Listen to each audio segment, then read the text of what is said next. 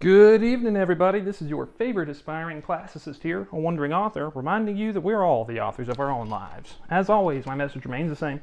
Spend less, live more, earn your freedom with frugality. And today, we're going to hear what Aristotle has to say about bestiality? What? No. Not in the way that we think of it nowadays. He means more like a brutish or beast-like character, but we are going to be discussing the nature of vice.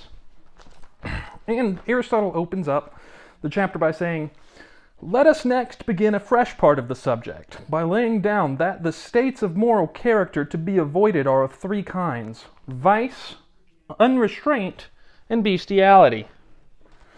The opposite dispositions in the case of two of the three are obvious. One we call virtue, the other self-restraint. So the opposite of vice is virtue, and the opposite of unrestraint is self-restraint. So unrestraint's the kind of character trait that's associated with like losing control of yourself, or like giving in to your desires whenever you're trying to, lose weight, but all of a sudden that candy bar looks really good and you just grab it. That's called unrestraint.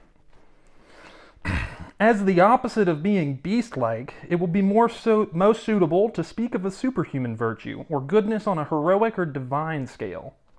Just as Homer has represented Priam as saying of Hector on account of his surpassing valor, nor seemed to be the son of mortal man, but of a god." Hashtag saint. Hence, and then he goes on to say, so the opposite of bestiality is like superhuman virtue, or goodness on a divine scale. Hence, if, as men say, surpassing virtue changes men into gods, so if you have incredible virtue, supposedly, in Aristotle's day, it transformed you into a god, the disposition opposed to bestiality will clearly be some quality more than human. For there is no such thing as virtue in the case of a god, any more than there is vice or virtue in the case of a beast. And he goes on to say, divine goodness is something more exalted than virtue, and bestial badness is different in kind from vice. So really bad stuff is different than just your everyday vices. And inasmuch as it is rare for a man to be divine, in the sense in which the word is commonly used by the Lacedaemonians, and the Lacedaemonians are the Spartans, as a term of extreme admiration, yon man's divine, they say, so a bestial character is rare among human beings. So there are not a whole lot of bestial characters. And I think this is actually pretty funny, what Aristotle has to say where we find bestiality the most, or bestial characters. It is found most frequently among barbarians, and some cases also occur as a result of disease or arrested development. We also used bestial as a term for surpassing degree of human vice. But the nature of the bestial disposition will have to be touched on later, and of vice we have spoken already. We must, however, discuss unrestraint and softness or luxury, and also self-restraint and endurance. Neither of these two classes of character is to be conceived of as identical with virtue and vice, nor yet as different in kind from them. Our proper course with this subject, as with others, will be to present the various views about it, and then, after first reviewing the difficulties they involve, finally to establish, if possible, or if not at all, the greater part and the most important of the opinions generally held with respect to these states of mind. Since if the discrepancies can be solved, and a residuum of current opinion left standing, the true view will have been sufficiently established. Okay, that was a dense little section, so let's break it down. Our proper course with this subject, as with others, is to present the various views about it. So he's going to talk about the different ways we can conceive these negative character traits. And once we review the problems that they involve, he's going to figure out what is true by analyzing how these different views and ideas conflict with each other. So you'll be left with the true view. Now, the following opinions are held.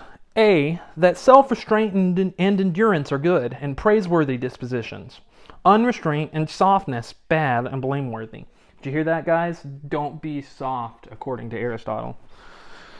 That the self-restrained man is the man who abides by the result of his calculations, the unrestrained one who readily abandons the conclusions he has reached. So a self-restrained man, if you have self-restraint, then you're able to resist temptation.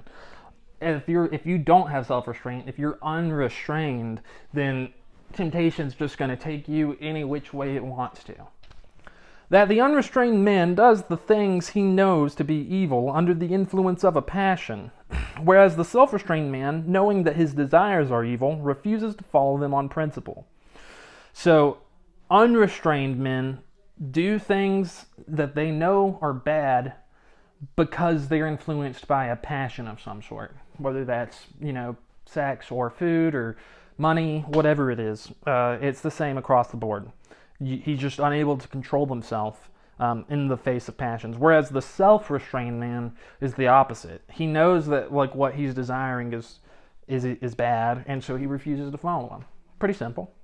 That the temperate man is always self-restrained and enduring, but that the converse is invariably the case some deny, although others affirm it. The latter identify the unrestrained with the profligate. And a profligate is somebody that is like a spendthrift, or they spend all of their money all the time, or they're kind of impulsive.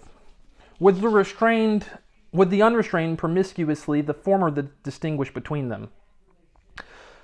The latter identify the unrestrained with the profligate, with the unrestrained promiscuously. Sometimes it is said that the prudent man cannot be unrestrained, sometimes that some prudent and clever men are unrestrained. So those are two viewpoints that conflict with each other. And again, men are spoken of as unrestrained in anger and in the pursuit of honor and of gain. These then are the opinions advanced. So that's what he opens up book 7 with. And tomorrow we'll talk a little bit more about self-restraint and unrestraint in depth. So if there's any takeaways from this, it's that we need to avoid bestiality, unrestraint, and vice. So, and remember, bestiality for the Romans was not, or the Greeks, was not somebody that loved animals too much. It's somebody that was kind of like an animal, or they're brutish, beast-like. Anyways, hopefully you guys got something from that. If you liked the video, remember to like, share, and subscribe.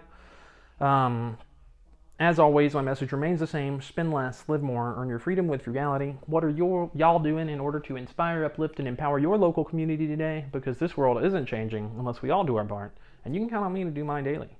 Till next time, I love y'all.